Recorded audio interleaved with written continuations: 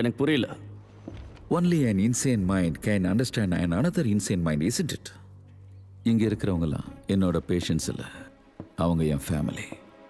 அவங்க மனசுல இருந்து தூக்கி போட முடியாத சில விஷயங்களை என்னால் ஈஸியாக தூக்கி போட முடியும். அது மூலமாக அவங்கள என்னால் அமைதியாக வச்சுக்க முடியும். So erase the past. நடக்கிற விஷயத்த சொல்லுங்க டாக்டர். Erase the past.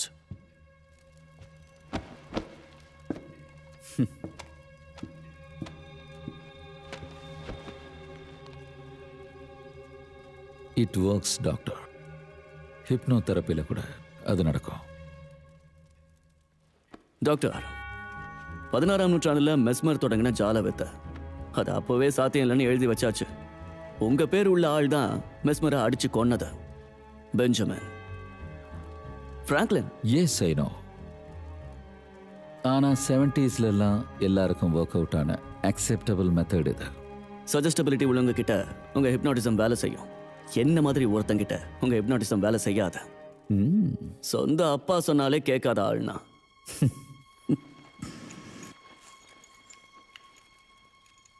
என்ன ஹிப்னாடைஸ் பண்ண போறீங்களா?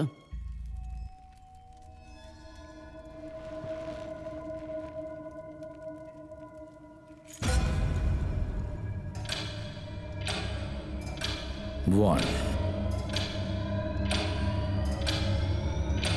2,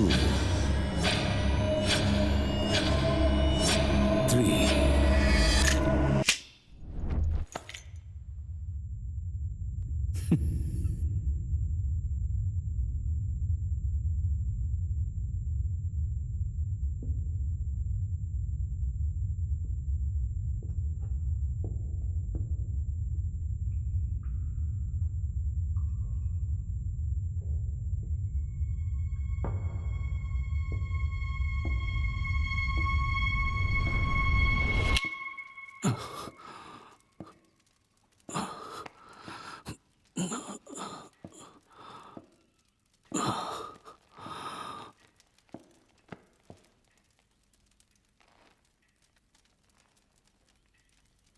திடீர்னு எனக்கு மயக்கம் வந்துருச்சு.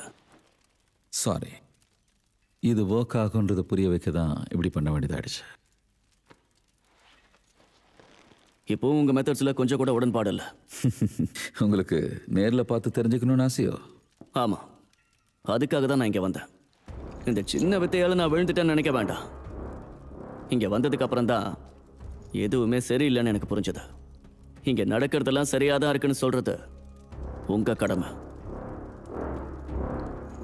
ஷூர். அட்லீஸ்ட் ட்ரிங்க்ஸ் எடுத்துக்கிறீங்களா? இங்க நான் குடிக்கிறதுக்காக ஒன்றும் வரல. இப்பவே நான் எல்லாரையும் பார்க்கணும். உடனே வர சொல்லுங்க. No problem. Renuka, please show him around. வாங்க சார். தேங்க்யூ. டாக்டர், ஏதாவது பிரச்சனைனா நான் ரிப்போர்ட் பண்ணிடுவேன். ஒரே ஒரு பேஷண்ட் உண்மையை சொன்னாங்கன்னா அது போதும். அதோட முடிஞ்சது. சார், பெட்டியை என்கிட்ட கொடுங்க.